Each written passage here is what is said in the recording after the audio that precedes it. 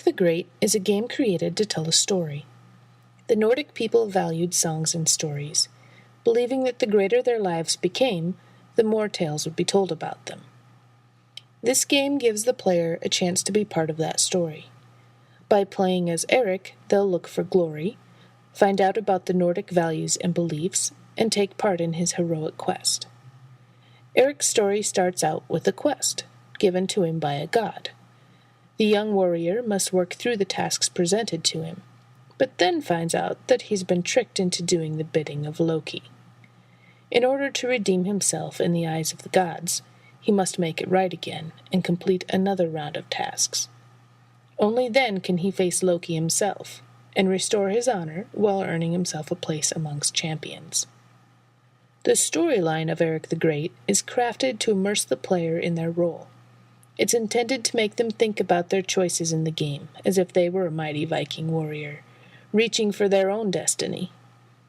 Erik's trials should be their own, and through great storytelling they'll feel the same sense of accomplishment that Erik himself would.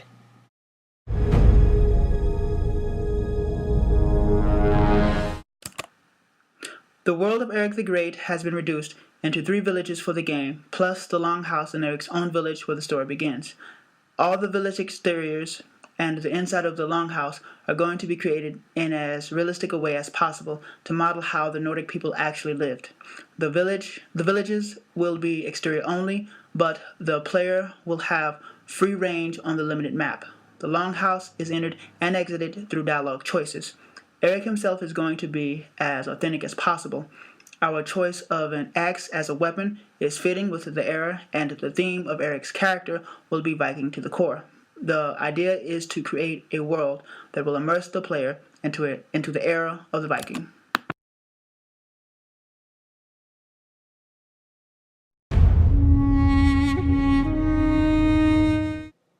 The player interacts with Erik and the rest of the game world through the HUD. The HUD display will be minimal, but shows the player everything they need to know. A quest log in the upper left shows the task Erik has to complete. A mini-map in the upper right shows his location in the village. On the bottom, the central icon changes color to show whether Erik is under any negative or positive effects for combat. To the left of that icon is Erik's health and stamina bars, and to the right is the target creature's name and health bar. Erik's condition icon is one place where the game story and the combat are intertwined. In the course of the game, Erik will encounter a troll on the way to the main boss fight.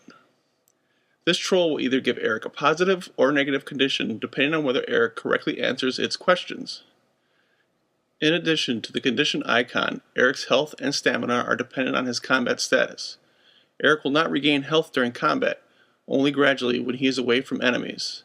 Attacks and sprinting requires Erik to expend stamina, which will regenerate at a slow rate during combat.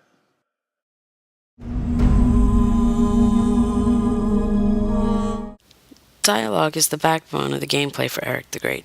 As a player, you make your way through the villages, questioning NPCs, trying to find the weaknesses of the creatures you're sent to defeat. The trolls you encounter along the way will test your knowledge and either punish or reward you based on your answers. You will need to find the creature's weaknesses in order to defeat them.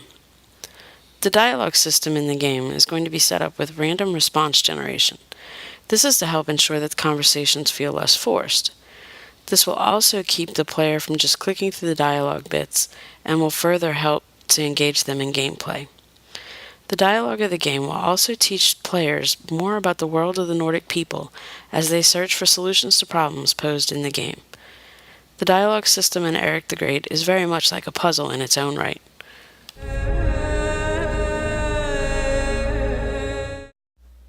The combat of Erik the Great is left relatively simple. He has 7 specific creatures to defeat, 3 at the request of Loki, then 3 to regain his honor, and finally he will fight Loki himself.